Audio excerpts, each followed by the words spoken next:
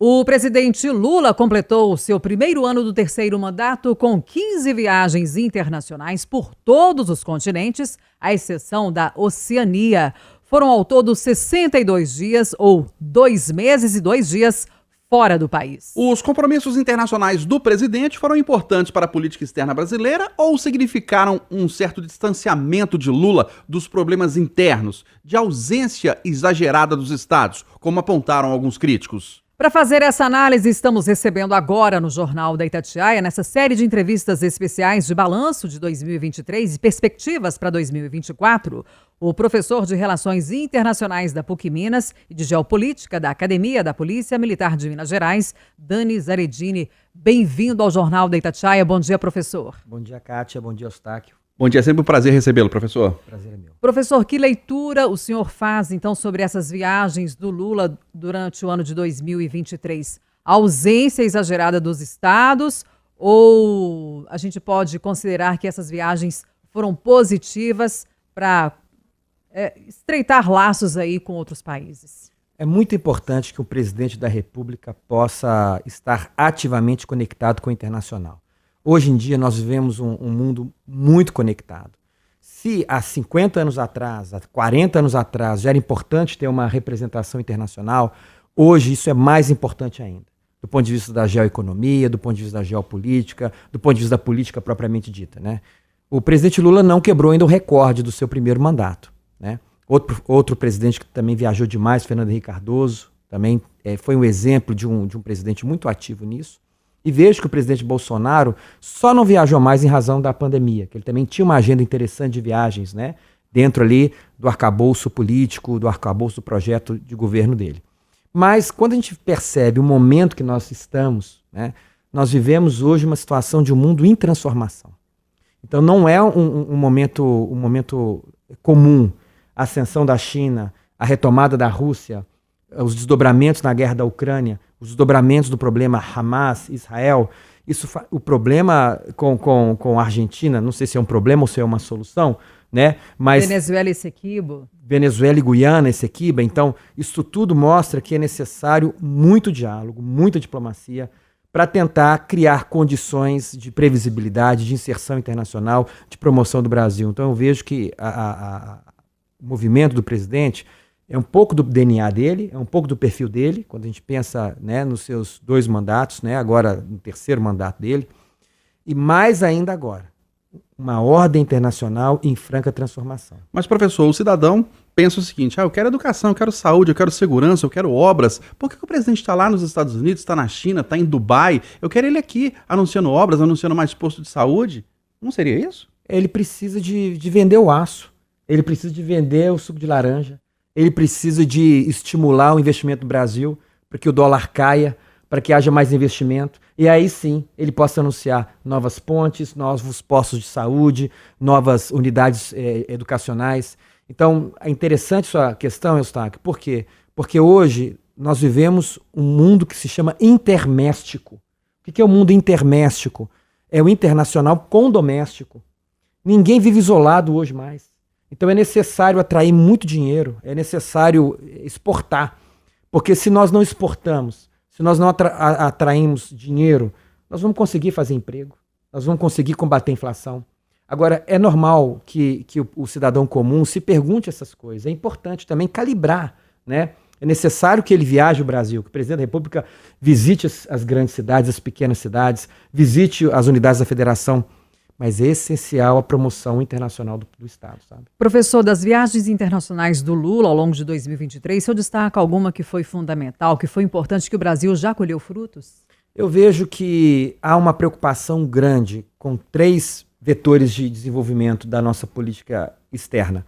Uma delas é manter as boas relações com os Estados Unidos. Então, a viagem que o Lula fez aos Estados Unidos foi essencial. A segunda, a viagem à China.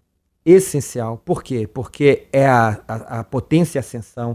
O maior mercado que o Brasil tem hoje é a China. Então ele foi à China. E as viagens do Lula ao sul global, né? A América Latina, a África, é essencial. Porque ele fecha 3 vetores, né? Um vetor de manutenção de uma relação muito importante com os Estados Unidos. Então ninguém fala em quebrar relações com os Estados Unidos. a reafirmação das relações com a China, então muito importante a China. E em terceiro lugar, esse mundo em ascensão. A África é um mundo em ascensão. A Ásia é um mundo em ascensão. A América Latina é um mundo em ascensão.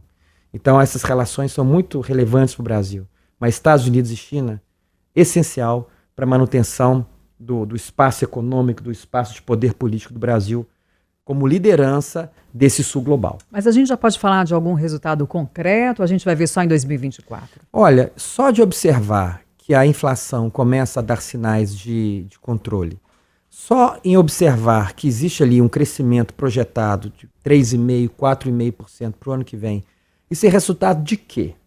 Resultado da macroeconomia, mas é resultado também da confiança do mundo no Brasil, os acordos comerciais que o Brasil fechou, e de como que o mundo, principalmente os grandes investidores, avaliam o Brasil. Então, se existe desconfiança, isso cai.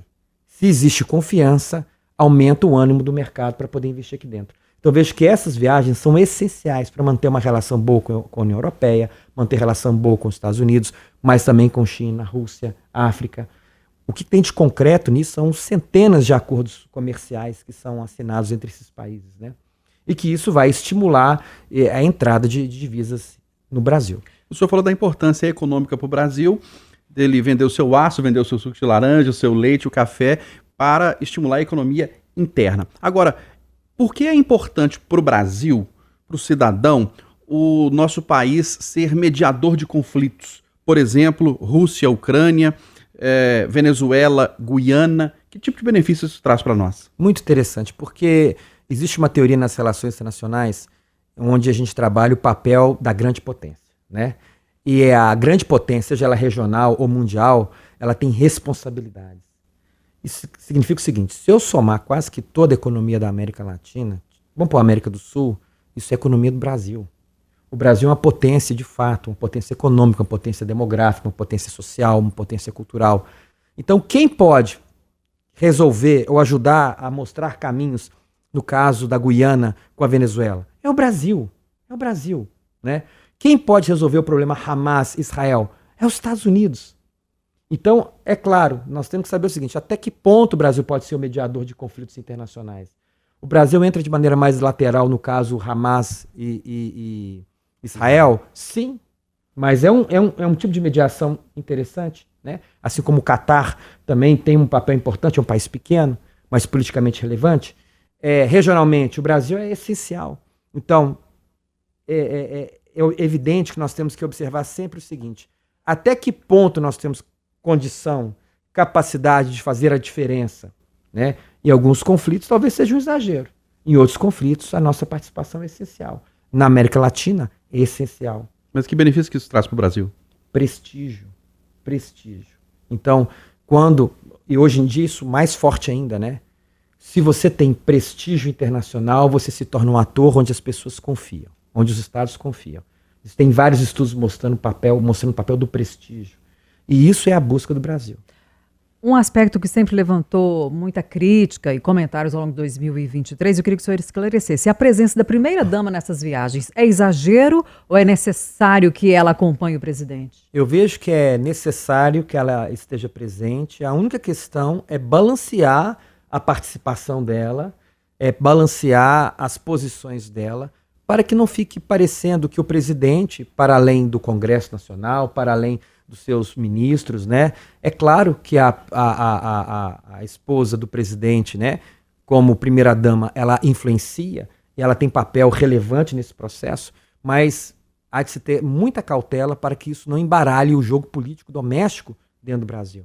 É importante, mas tem que ver o tamanho dessa intensidade de atuação e até que ponto isso gera também danos políticos para o próprio presidente. Nós fizemos uma análise da política internacional exercida pelo presidente Lula no seu primeiro ano do terceiro mandato e as perspectivas para 2024, recebendo aqui no Jornal da Itatiaia o professor de Relações Internacionais da PUC Minas e de Geopolítica da Academia da Polícia Militar de Minas Gerais, Dani Zaredini. Professor, obrigado pela sua presença, um grande abraço. Prazer é todo meu, obrigado, Eustáquio. Obrigada, professor, e um excelente 2024 para o senhor. Para você também, Kátia. Obrigada. Obrigado.